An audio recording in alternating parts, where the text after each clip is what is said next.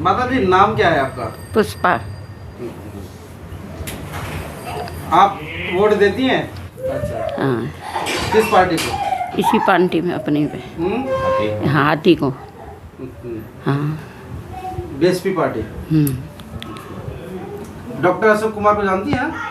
ना, यही जाने ये ये जाने तो। हाँ हाँ कर दिया। हाँ। एडवोकेट है।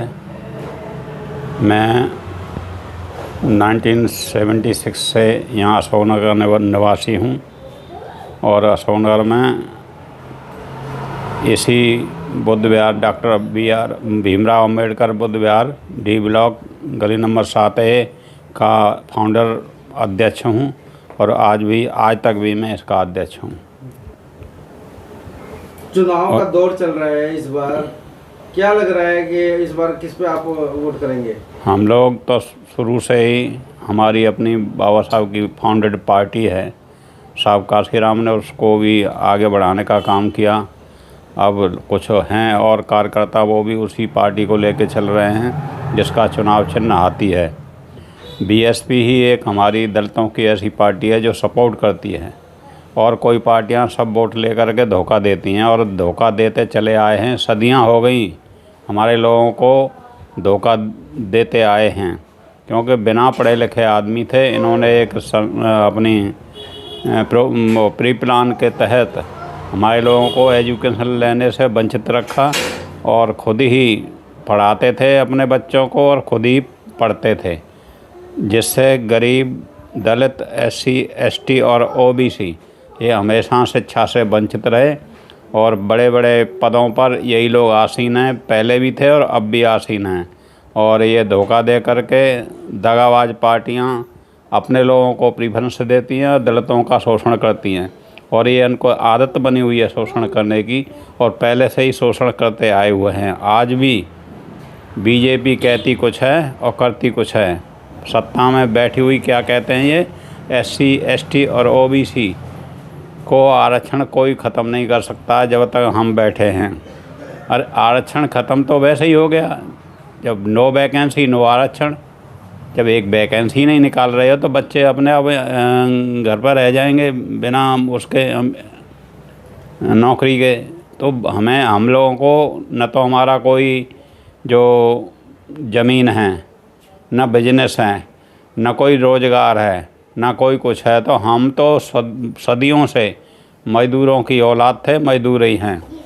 हमारे विकास को कोई नहीं सोचता, खाली कहते हैं। कहने से कोई काम नहीं होता, काम करने से होता है।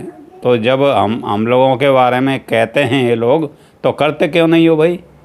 हम तो तब चलेंगे जब प्रैक्टिकली हमारे लोगों का भला करोगे, तब हम समझेंगे कि हाँ कोई है। जैसे बाबा साहब डॉक्टर भीमराव अम्बेडकर ने रिजर्वेशन के नाम पर काफ़ी संघर्ष किया और वोट का अधिकार बाबा साहब ने लिया बड़े संघर्ष के साथ, जबकि बाबा साहब अकेले थे और ये सैकड़ों एक मत थे।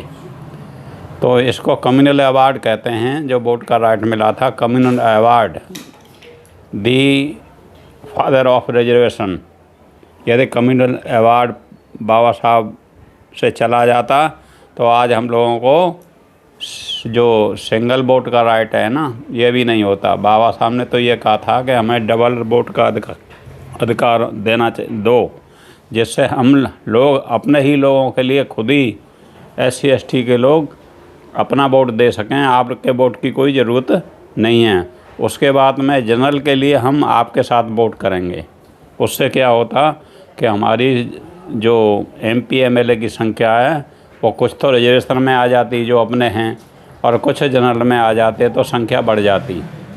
अब क्या किया है कि जनरल में नहीं फाइट करने देते, रिजर्व सीट में वो अपने चाहे हुए लोगों को लेते हैं जो हमारे कन्वर्जेंट और इंटेलिजेंट व्यक्ति हैं, जो पॉलिटिक्स में एक्सपर्ट हैं। उन लोगों का नाम भी नहीं आने देते, न उनको इलेक्शन लड़ने देते, न कोई टिकट देता।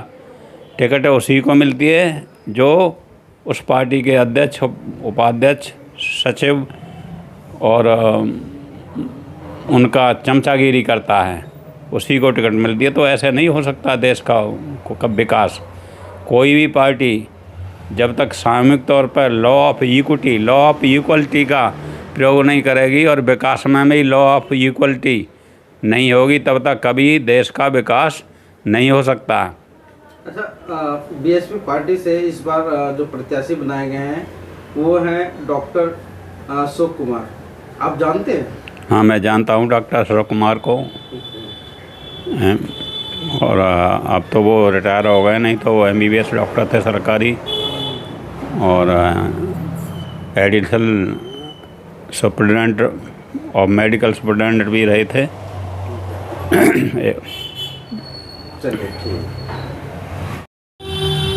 सर परिचय बताइए आपका। मेरा नाम भगवान सिंह है। वैसे हम लोग इधर रह रहे हैं अशोकनगर में। ये रहने वाले पहले डिस्ट्रिक्ट मथुरा के थे, अब वो मायानगर हाथरस में हो गया है। गांव का नाम है रोसौटी।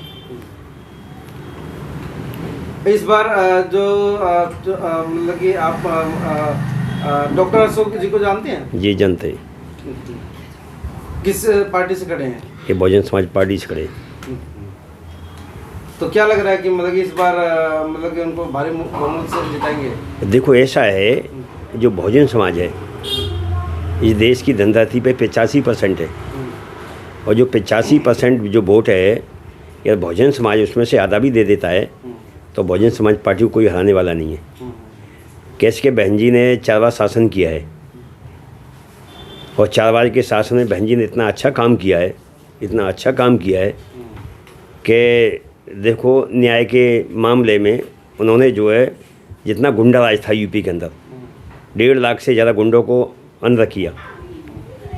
और जो गुंडागर्दी ज़्यादा करते थे, बहन जी का ये ऑर्डर था कि भाई जो तुमको या तो गुंडागर्दी ख़त्म कर दो या तुम लोग इस प्रदेश को छोड़ के चले जाओ।